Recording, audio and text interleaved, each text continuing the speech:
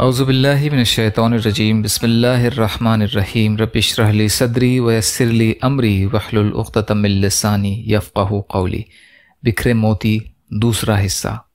جس مسلمان کی بھلائی کی شہادت 2 آدمی دیں وہ جنتی ہے۔ مسند احمد میں ہے، ابو الاسود رحمۃ اللہ علیہ فرماتے ہیں، میں مدینہ میں آیا، یہاں بیماری تھی، لوگ بکثرت مر رہے تھے۔ میں حضرت عمر بن خطاب رضی اللہ عنہ کے پاس بیٹھا ہوا تھا۔ ایک جنازہ نکلا اور لوگوں نے مرحوم کی نیکیاں بیان کرنا شروع کی۔ آپ رضی اللہ عنہ نے فرمایا، اس کے لیے واجب ہو گئی۔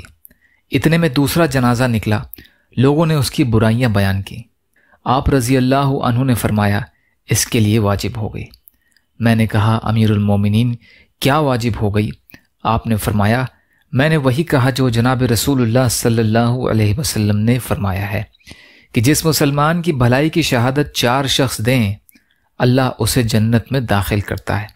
ہم نے کہا، حضور صلی اللہ علیہ وسلم اگر 3 دیں؟ آپ صلی اللہ علیہ وسلم نے فرمایا، 3 بھی۔ ہم نے کہا، اگر 2 ہوں؟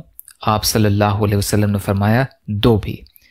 پھر ہم نے ایک کی بابت سوال نہ کیا۔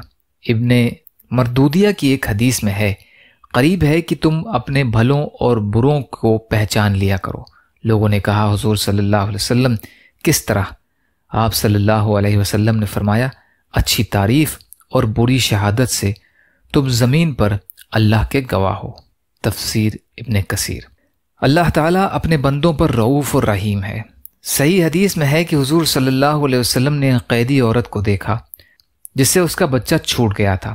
وہ اپنے بچے کو باولوں کی طرح تلاش کر رہی تھی، اور جب وہ نہیں ملا تو قیدیوں میں سے جس بچے کو دیکھتی اس کو گلے لگا لیتی، یہاں تک کہ اس کا اپنا بچہ مل گیا۔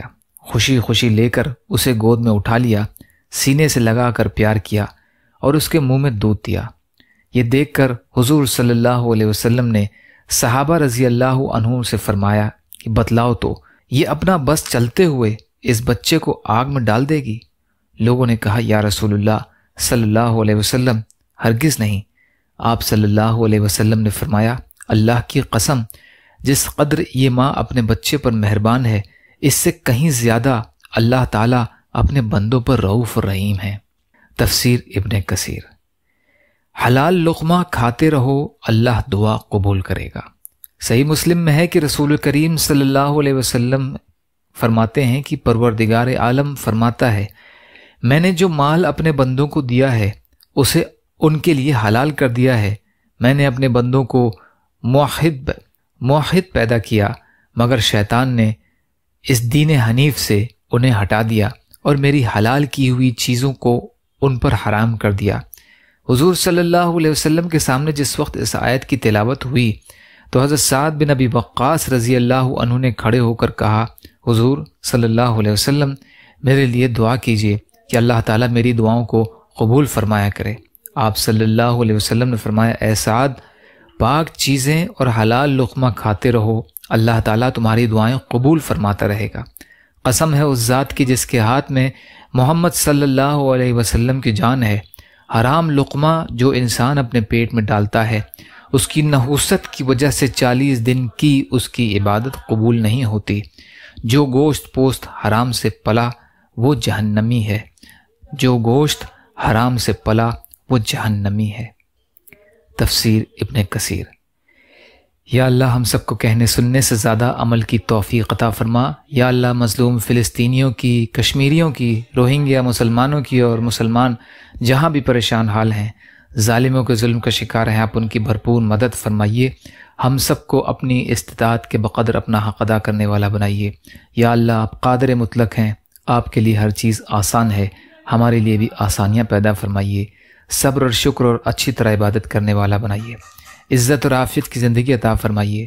حلال میں سے دیجیے، حرام سے بچائیے، اپنے غیر سے بے نیاز کر دیجیے۔ یا اللہ بغض، حسد، جلن، کینہ، تکبر، ریاکاری سے ہمارے دلوں کو پاک کر دیجیے۔ تمام ظاہری باطنی بیماریوں سے اور آفات سے اور مصیبتوں سے ہماری حفاظت فرمائیے۔ آپ جو بھی فیصلہ ہمارے لیے فرمائیں اس کا انجام ہم سب کے لیے بہتر فرما دیجیے۔ اللہم لا تسلط علینا من لا یرحمنا ولا یخافک فینا، اللہم اجرنی فی مصیبتی واخلف لی خیرا منہا۔